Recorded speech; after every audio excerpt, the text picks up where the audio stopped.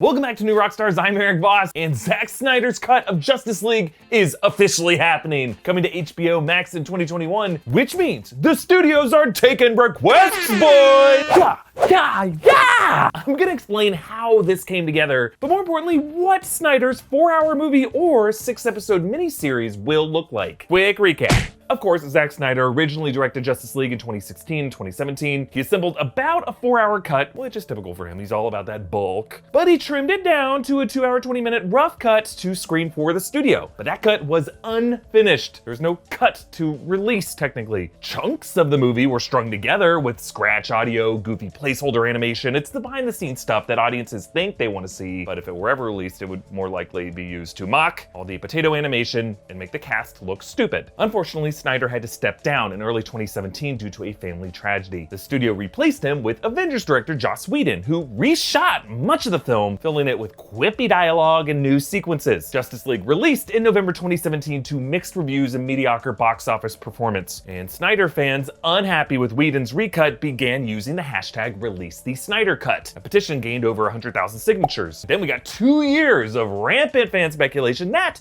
was fanned by Zack Snyder himself, with concept art and hints of his vision. And over time, for many, release the Snyder Cut kind of evolved to mean finish the Snyder Cut. And then last November, Ben Affleck and Gal Gadot joined the chorus of others like Snyder and Jason Momoa, and that got the studio's attention, so they met back with Snyder in February of 2020. Snyder pitched to them a recut of his existing material to release on HBO Max. And rather than just a 4-hour movie, Snyder conceived of a 6-part miniseries of episodes and cliffhangers. Sources say he initially wanted reshoots with the actors. The studio said no. They limited him to a $20 to $30 million budget that would cover post-production, rescoring, VFX, and ADR, meaning the actors like Ben Affleck or Henry Cavill could record new dialogue to dub over scenes. Snyder dropped this news last week, saying that we have only seen 1/4 of the footage that he shot for the movie. So how will Zack Snyder reconfigure his hours of unseen material into 6 episodes for HBO Max next year? But before I continue, losing your hair is a bummer. 2 out of 3 guys will experience some form of male pattern baldness by the time they're 35. We don't want that. We want the hair on our head to never age. With Keeps, it's easier and more affordable to get treatment for your hair loss and help you keep the hair that you have. Keeps offers generic versions of the only 2 FDA-approved hair loss products out there, but at half the cost of your local pharmacy. And you don't have to go to a doctor's office. You can do it all from home, where you're probably stuck right now. You meet with a doctor online and they ship the treatment right to your home. Find out why Keeps has more 5-star reviews than any of its competitors, and nearly 100,000 men trust Keeps for their hair loss prevention medication. So if you're noticing that you're losing your hair, do something about it. For a limited time, just go to keeps.com/newrockstars or click on the link in the description to receive 50% off your first order. Snyder's original ending for Justice League was going to be, like everything this guy touches, much darker. The villain, Steppenwolf, gets gored by Aquaman's trident, and then Wonder Woman decapitates him. Then a boom tube opens up, and Steppenwolf's head rolls down it, stopping at the feet of the real villain pulling the strings, Darkseid, who, according to some descriptions, stomped the skull and promised to return. Now, Darkseid is the DC space deity created by Jack Kirby. Darkseid actually preceded and influenced Thanos at Marvel. He comes from the hell planet of Apocalypse. Steppenwolf is his uncle. So the Snyder Cut will explore Darkseid's backstory. The first act of his cut featured a scene detailing Darkseid's involvement with that ancient war with the Amazonians, when Darkseid originally fought under the name Uxas. His mother, Hegra's spirit, was encased in those 3 mother boxes that they're seeking on Earth, explaining why they're so important to them and why they're called mother boxes. Now, we'll explore how Darkseid's role in this Snyder Cut would have set up the DCEU, and how, if this HBO Max series is a hit, the studio might try to extend his vision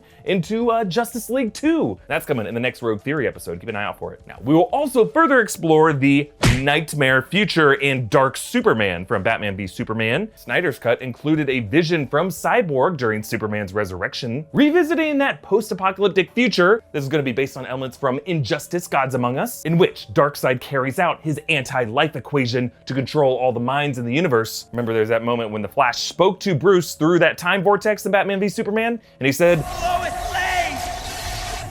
She's the key!" So it sounds like the plan was for Lois Lane to die when Darkseid boom tubes into the Batcave, setting up Superman to snap, go dark, and help Darkseid conquer the planet. There was a deleted scene released with the Justice League Digital and HD release showing Clark walking through his Kryptonian chamber and passing a black Superman suit. So sick! Whether or not Snyder shot a fuller version of Cavill in the dark suit, this is something that could probably be accomplished with VFX. If George Lucas could turn R2-D2 from blue to black in 1977, they can definitely do it with Superman now. So the death of Lois Lane, the black Superman suit, Injustice anti-life equation, this future is the dark promise of Zack Snyder's DCEU that I think he is most eager to share and we are most eager to watch. Okay, another Zack Snyder plot thread, Green Lantern in the Martian Manhunter. The theatrical cuts post-credit scenes were the rise of the Injustice League with Deathstroke and Lex Luthor, and of course the Flash Superman race. Joe Manganiello hinted that there was more to his scene that was removed, and other rumors have suggested Deathstroke scenes in Gotham, maybe with Batman, Gordon, and Lex in Arkham Asylum. But if you remember, Zack Snyder's original tagline for Justice League was Unite the Seven, suggesting we would get 7 Justice League members in this film, but we only got 6. There was no Green Lantern or Martian Manhunter. But then last year, Snyder revealed that Harry Lennox's character, General Swanwick, was actually Martian Manhunter in disguise, and that he knew Clark was Superman. Lennox has recently tweeted suggesting that dual role could be revealed on screen. Also, an unnamed VFX artist a couple years ago claimed there was a post-credit scene with Bruce being awoken by a green light in his lakeside mansion, visited by Green Lantern Corps members Tama Ray and Kilowog to warn him about Darkseid, and maybe set up a future of a Green Lantern Corps film that could tie into the future sequels. The actor Sam Benjamin claims to have shot a scene for the movie, leading some to speculate that he could have been playing Green Lantern Hal Jordan, but it sounds like he was a soldier in the Heroes Park sequence. Now, the Snyder Cut appears to also include more with the character Cyborg, Victor Stone. Snyder said he called up Ray Fisher with the news and he was stoked. We will see him before the accident playing football, as we saw in the trailer, and an extended sequence with his father Silas Stone at Star Labs, with Batman breaking into Star Labs during the Superman Resurrection plot. And here it sounds like we will meet Dr. Choi, which we've seen in pictures, aka Atom, setting him up in the DCEU. And according to Snyder, Cyborg will see his father die. Now, there's also reportedly an alternate version of Wonder Woman's rescue scene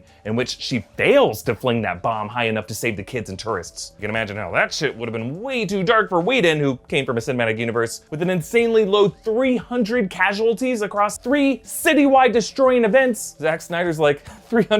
I made a movie about that, and way more die in it. Perhaps this dark moment would set up Diana's bloodthirst in decapitating Steppenwolf. Sounds like Barry Allen had alternate Snyder Cut scenes, including him saving Iris West from a car accident, and just reportedly being less of a wide-eyed noob who spends a movie motorboating Diana. Other changes. It sounds like the budget is also for rescoring the film, meaning we might hear less of Danny Elfman's updated score and more of Junkie XL's original music. Reports suggest there will be more scenes with Jeremy Irons as Alfred, like that moment from the trailer that was left out of the theatrical cut. You said you'd come. Now let's hope you're not too late.